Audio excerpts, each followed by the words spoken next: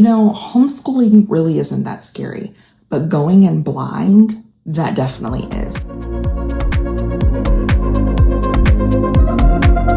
This month, we're going to talk about all things homeschooling, specifically homeschooling your special needs children. My goal in the month of June is to be able to get you ready to homeschool your special needs children in the fall of 2025. If that sounds like you, then this is the episode for you. Hey, my name's Kimberly. I'm the founder of Supporting Autism Mama. Here over on this little corner of the internet, we don't gatekeep our wins as special needs parents. We try to bridge that gap from the time of diagnosis to adjusting to our new normal. And this month, in the month of June, it's going to be teaching you and your family how to homeschool your special needs children. And specifically today, we're going to talk about creating a homeschool IEP and why it's important and how it can benefit your family. Child is currently in the public school system or has been in the past. You've probably heard the term IEP, or they probably have an IEP written for them. This is really just different things that the public school system does to accommodate your child if they're in the special education classroom or integrated into a general education classroom.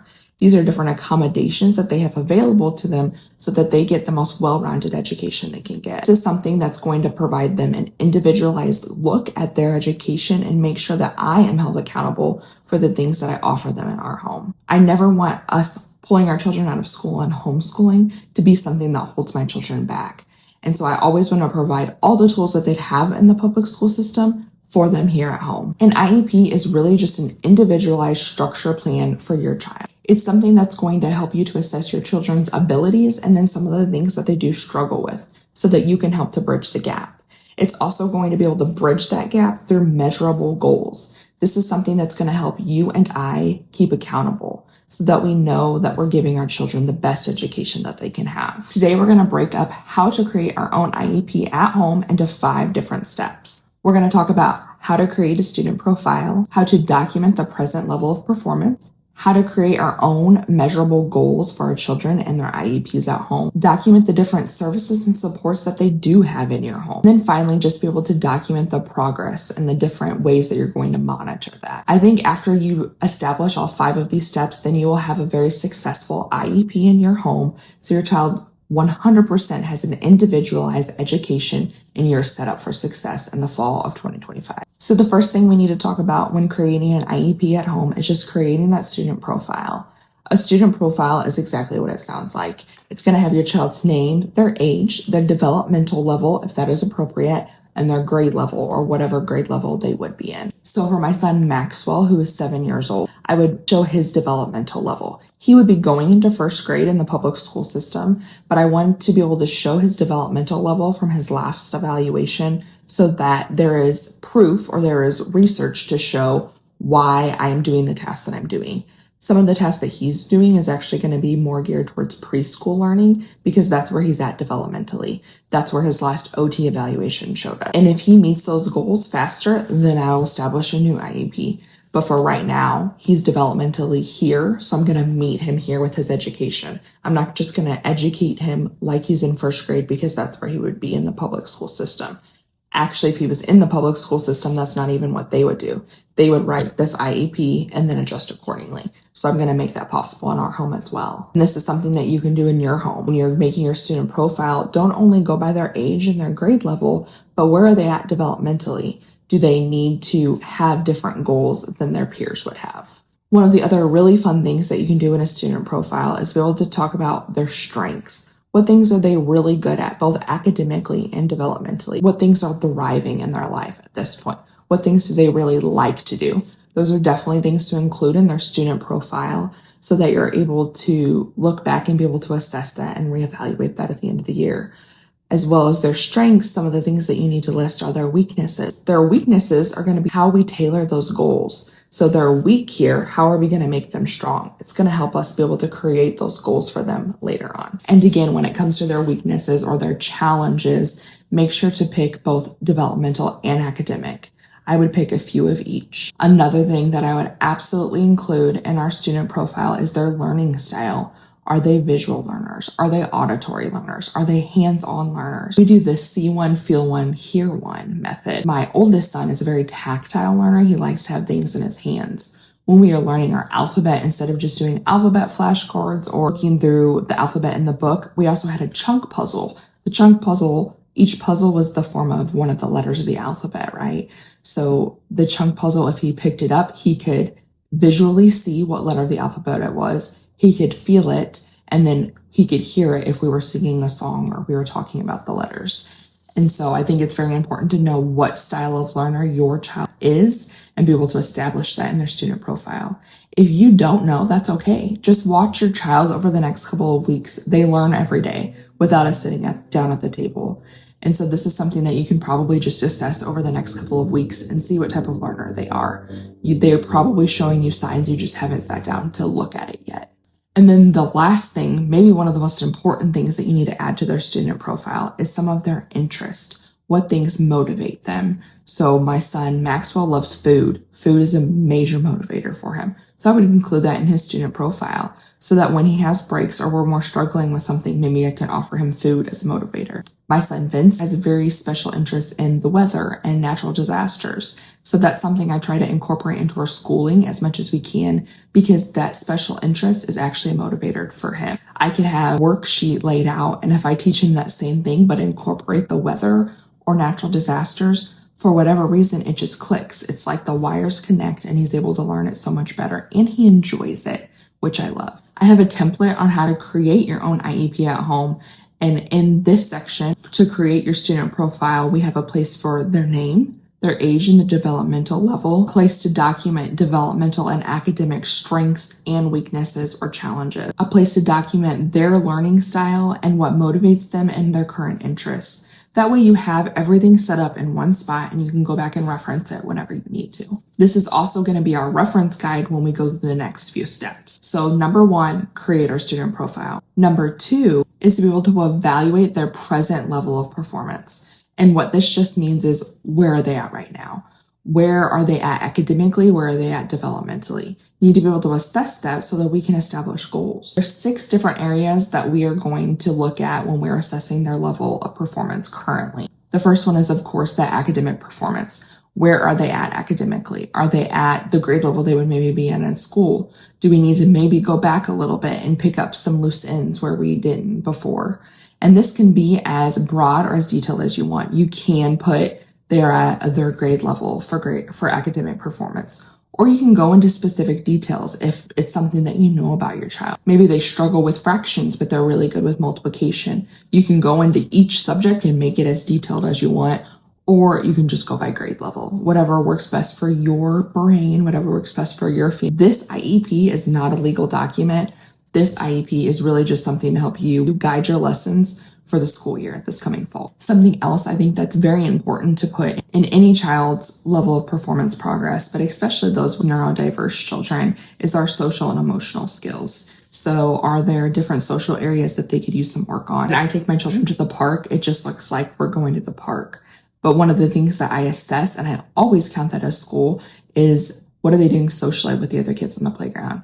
At the beginning of last school year, my 8-year-old would whisper to the people at the playground when he's trying to talk to them.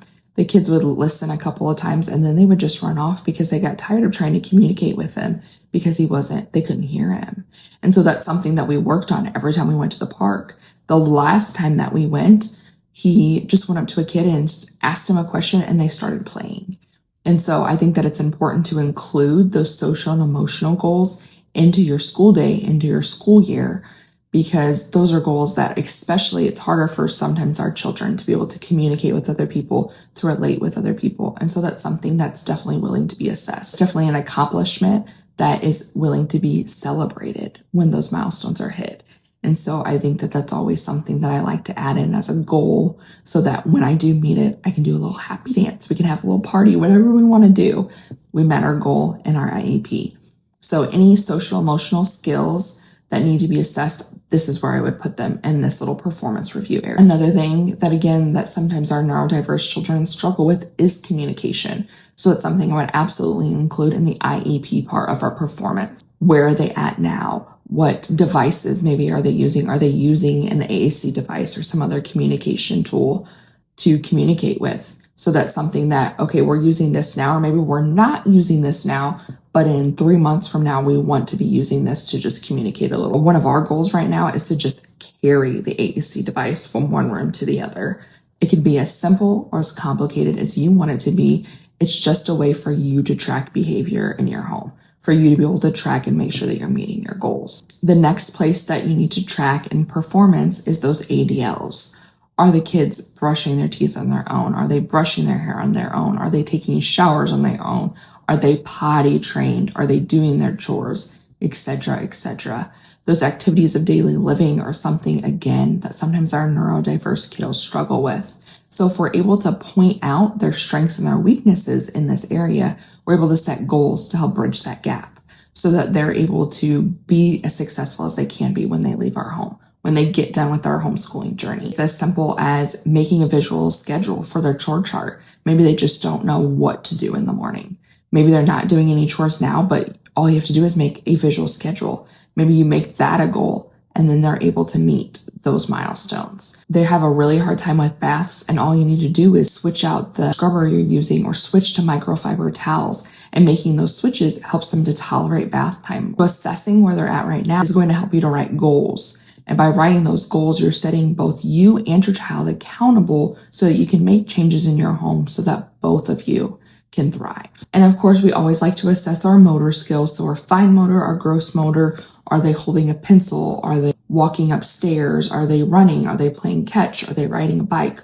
All these different things. Again, you can look at where they should be developmentally just from a chart. I do have a developmental skill checklist in my homeschooling bundle. You can look at that and see where they're supposed to be right on that map, and then be able to, again, just assess, find their strengths, find their weaknesses, and be able to set up goals to help you bridge that gap. Another thing that I would put in this performance eval area is just the therapy eval. Hopefully, if you have a successful therapy setup, they usually have quarterly evals for you. These are something that I would just keep track of in this section as well. It just kind of helps you fuel what goals you're doing, why you're doing them. It just sets you up for success. And then you just have a place to file all those as well. The third thing that you're going to do to create your own IEP at home is to be able to set up those goals that we've talked about. So we've created a student profile, so we have a background.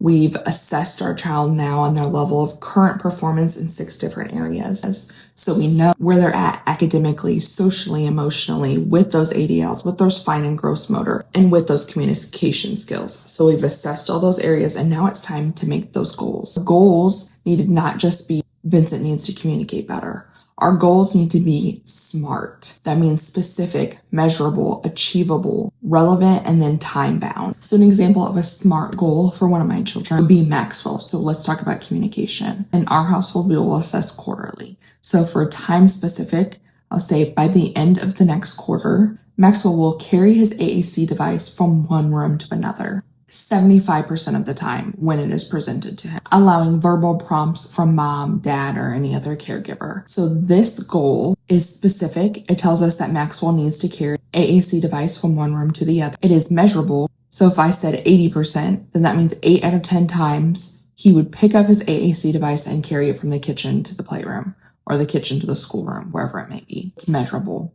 It's achievable because I set clear standards. I said, hey, Maxwell needs to carry his AAC device 8 out of 10 times. It's relevant because he's not going to use his AAC device to communicate with me if he doesn't know that he needs to take it from place to place. If he doesn't understand that it's his talker, then he's not going to communicate with me. This goal is time relevant because I said by the end of the quarter, by the next time that I sit down to do an IEP, I hope that 8 out of 10 times he's carrying his AAC device from the kitchen into the schoolroom. This is an example of a SMART goal.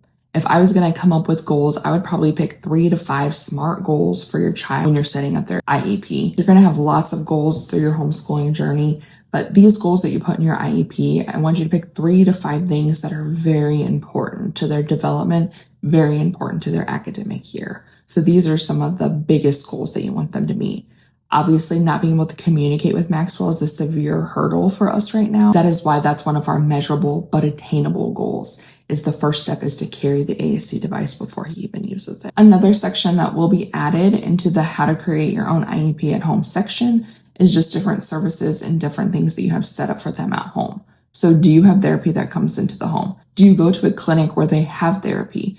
This is a section for you to include all of that. Do they use an AAC device? This would be a place to put that in. Do they use something else like pet cards or something to communicate? You would put that in this section. Do you use a specific curriculum? If you do, what is the curriculum? I would put that here. And if you don't, put what you do instead of a curriculum. I would put that in this section just so you're able to track it later. And then also I would make sure to add any accommodations because that's what an IEP is all about, right? So both Maxwell and Vincent take sensory breaks during school. Their sensory breaks look very different. They're both individualized. So I would add that to each one of their IEPs. It would just look different. This is a place to put accommodations like sensory breaks. Maybe visual schedules, if you use them, or alternative seating. This is an area to keep track of all that and keep track of what works and what doesn't work for your children so that you have just something that you can, again, look back at and reference and hold you and your children accountable. And the last thing that you need to do in your IEP is just be able to monitor that progress. So this is just where you sit down and you pick a time frame. So like I said, with my goal with Maxwell, I said at the end of this quarter. So I plan to reevaluate our IEPs every quarter. So every 3 months, I plan to sit down, grab their IEP, take a look at it, see where we're at, see where we need to make changes. If we don't need to make changes to the physical IEP, maybe I need to make changes and accommodations in our home to help us meet the goals of the IEP. That's why I like the idea of doing this. The reasons that I've decided to do this for the 2025-2026 school year is so that I have a place where I can go back and reference so that I can hold both me and my children more accountable. It's not about just having the paperwork. It's about using the paperwork so that I can better accommodate my children. If we are meeting goals, it helps me to track them and be able to look back and say, hey, last quarter we weren't even doing this and now we are. And if we aren't meeting those goals, it's a way for me to reassess and just revisit it and think maybe there's a way I can tweak this to help us bridge that gap and get these things met. Another thing to think about in this section is not only how often you're going to monitor their progress, but how. So are you going to keep track of logs? Are you going to track their hours and what they do? Are you going to keep samples of their work? Are you going to take videos? That's actually how my channel got started. Was I just started recording some of our homeschooling sessions for my own records, and then I just decided to post them to help other parents. So that's something that we really like to do, is to video our sessions. It's very hard for Maxwell to sit down and attend to a task. And so if I just set up my phone, it helps me to be able to look at it later and be able to reassess both my teaching method and then how I can get him more engaged. Really like video logs for this type of monitoring.